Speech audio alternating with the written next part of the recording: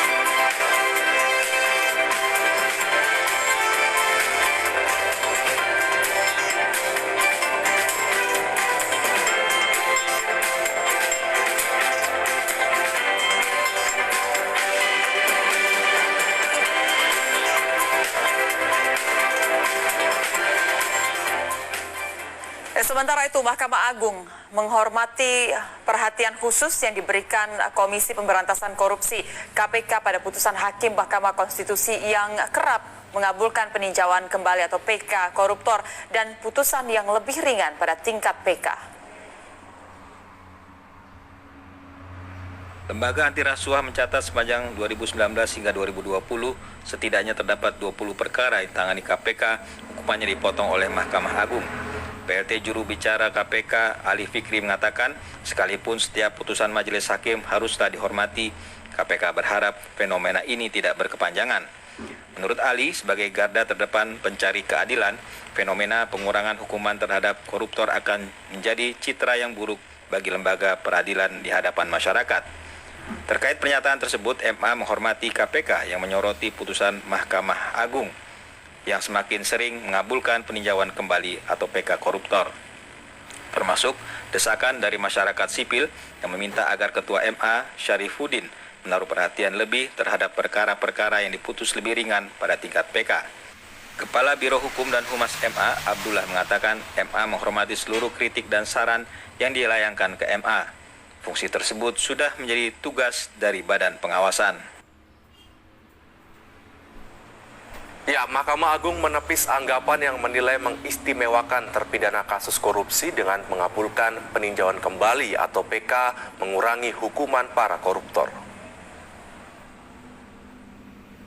Juru bicara MA Andi Samsan Nganro mengklaim jumlah peninjauan kembali atau PK kasus korupsi yang dikabulkan oleh MA tidak sebanyak PK yang ditolak oleh MA. Hal ini menanggapi kritik KPK mengenai pemotongan hukuman di tingkat PK yang dinilai tidak memberi efek jera serta dapat mengikis kepercayaan publik terhadap peradilan.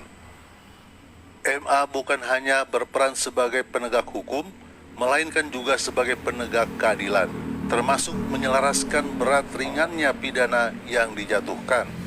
Andi pun menjelaskan, PK merupakan hak bagi narapidana maupun ahli waris untuk mencari keadilan atas hukuman yang telah berkekuatan hukum tetap. Apabila pada pemeriksaan dalam tingkat PK terbukti ada bukti baru atau pertentangan dalam putusan, maka secara hukum MA dapat mengabulkan PK.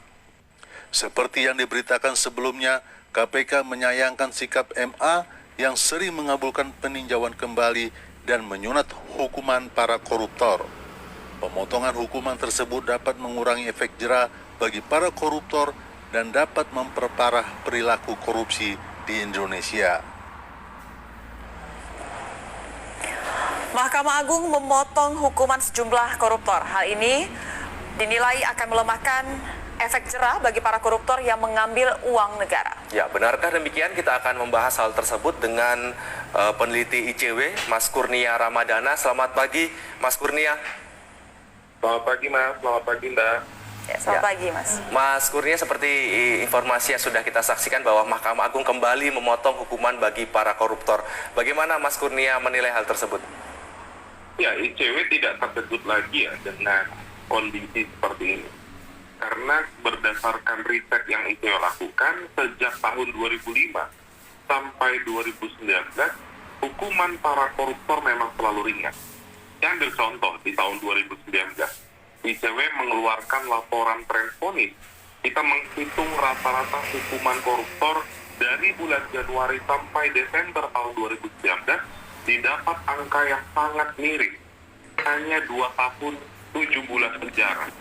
Jadi bagaimana efek jera itu akan tercipta, ditambah lagi dengan putusan peninjauan kembali yang KPK rilis beberapa ada 20 terpidana, dan ini harus kita lihat trennya meningkat sesaat setelah Hakim Agung yang selama ini kita kenal sangat tegas kepada koruptor, Artijo Altos Parpurna tugas.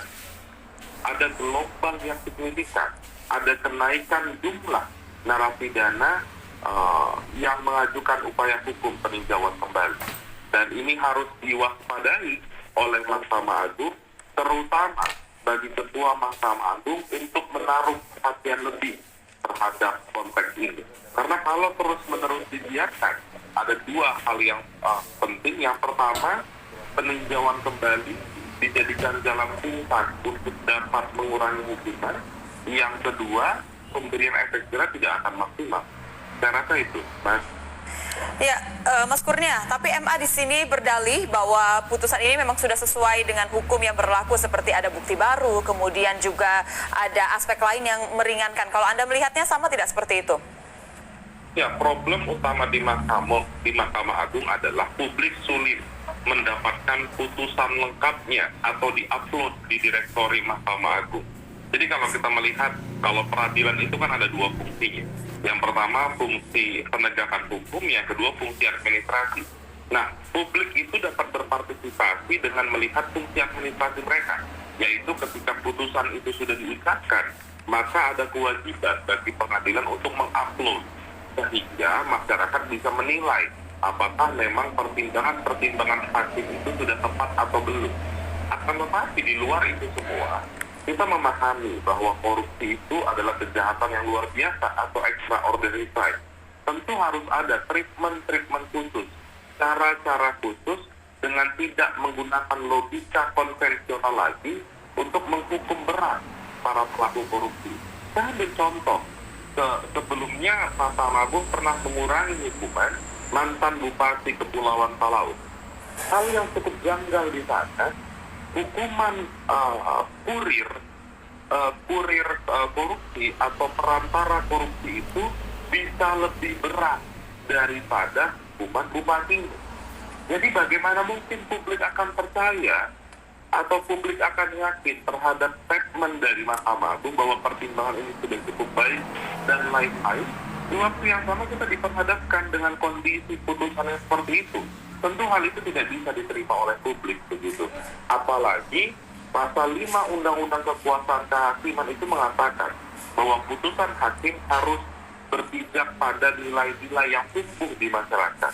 Sementara masyarakat sudah mengecam korupsi, masyarakat berharap koruptor itu dihukum maksimal, tapi Mahkamah Agung malah seringkali menghukum ringan para pelaku korupsi. Saya rasa itu.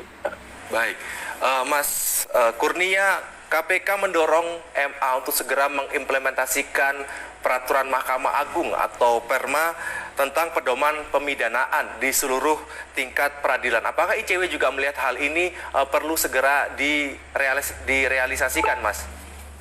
Ya, itu penting sekali ya, karena selama ini kan problem di banyak putusan tindak pidana korupsi itu adalah terkait disparitas.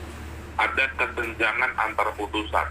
Padahal konstruksi kejadiannya hampir serupa, pengenaan pasalnya pun sama, tapi tiba-tiba ada hukuman yang sangat beda. Misalnya satu kasus dihukum 3 tahun, satu kasus dihukum 10 tahun, padahal kedua kasus ini hampir sama.